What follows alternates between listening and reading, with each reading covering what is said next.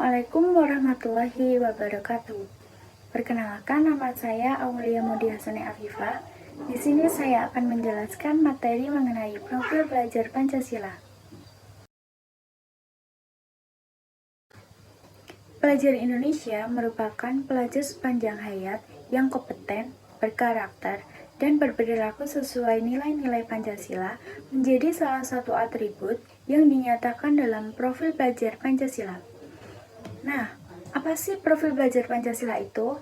Profil pelajar Pancasila adalah karakter dan kemampuan yang dibangun dalam keseharian dan dihidupkan dalam diri setiap individu peserta didik melalui budaya satuan pendidikan, pembelajaran intrakurikuler, proyek penguatan profil pelajar Pancasila, dan ekstrakurikuler. Oleh sebab itulah, pelajar memiliki kompetensi untuk menjadi warga negara yang demokratis, serta menjadi manusia unggul dan produktif di abad ke-21, dan diharapkan dapat berpartisipasi dalam pembangunan global yang berkelanjutan, serta tangguh dalam menghadapi berbagai tantangan. Kemudian, perlunya proyek penguatan profil pelajar Pancasila.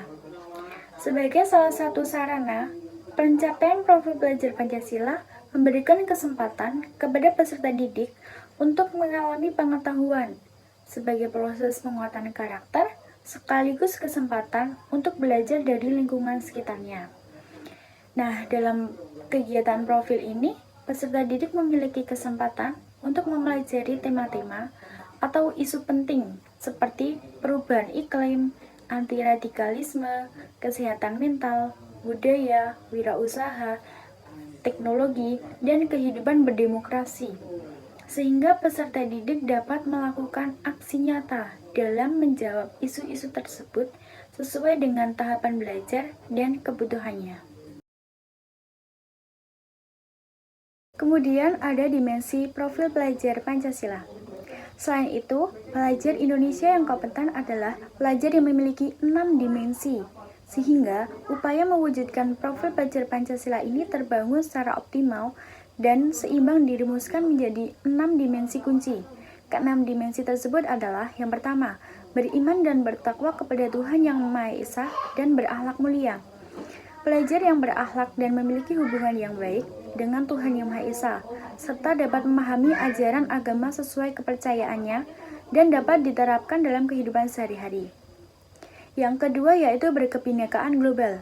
Di era globalisasi, pelajar Indonesia diharapkan mampu mempertahankan budaya luhur, lokalitas, dan identitasnya.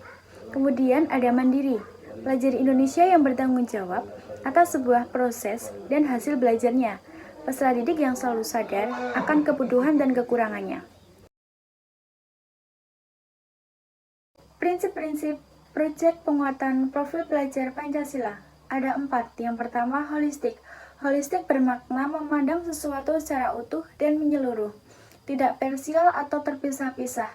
Dalam konteks perancangan proyek penguatan profil pelajar Pancasila, kerangka berpikir holistik mendorong kita untuk menelaah sebuah tema secara utuh dan melihat keterhubungan dari berbagai hal untuk memahami sebuah isu secara mendalam.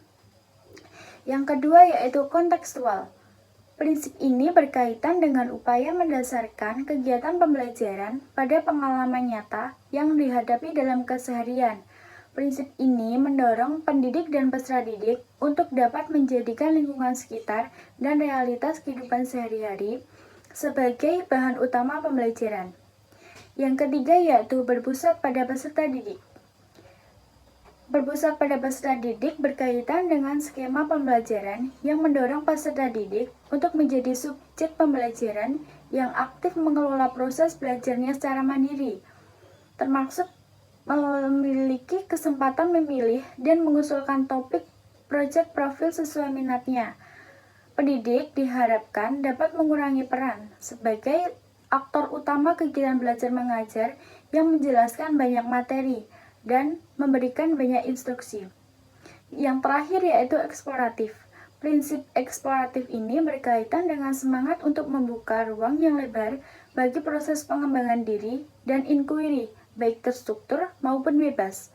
Proyek penguatan profil belajar Pancasila tidak berada dalam struktur intrakurikuler yang terkait dengan berbagai skema formal pengaturan mata pelajaran. Oleh karenanya, proyek profil ini memiliki area eksplorasi yang luas dari segi jangkauan materi pembelajaran, alokasi waktu, penyesuaian dengan tujuan pembelajaran. Untuk yang terakhir yaitu eksploratif.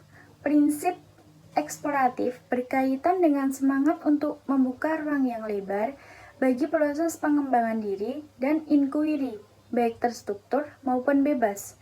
Proyek penguatan profil pelajar Pancasila tidak berada dalam struktur intrakurikuler yang terkait dengan berbagai skema formal pengaturan mata pelajaran. Oleh karenanya, proyek profil ini memiliki area eksplorasi yang luas dari segi jangkauan materi pelajaran, alokasi waktu, dan penyesuaian dengan tujuan pembelajaran. Pada pembentukan profil pelajar Pancasila ada faktor pendukung, dibagi menjadi indikator internal dan eksternal. Yang pertama yaitu indikator internal. Contohnya pembawaan. Ini merupakan sifat manusia yang dimiliki sejak ia lahir di dunia. Sifat yang menjadi faktor pendukung ialah mengurangi kenakalan remaja, beribadah kepada Allah dengan taat, tidak hanya mementingkan duniawi, namun fokus kepada cita-cita. Yang kedua yaitu kepribadian. Perkembangan kepribadian dialami ketika manusia telah mengalami sebuah peristiwa atau kejadian yang telah ia lalui. Kemampuan seseorang dalam memahami masalah-masalah atau ajaran-ajaran agama, hal ini sangat dipengaruhi oleh intelijensi pada orang itu sendiri dalam memahami ajaran-ajaran Islam.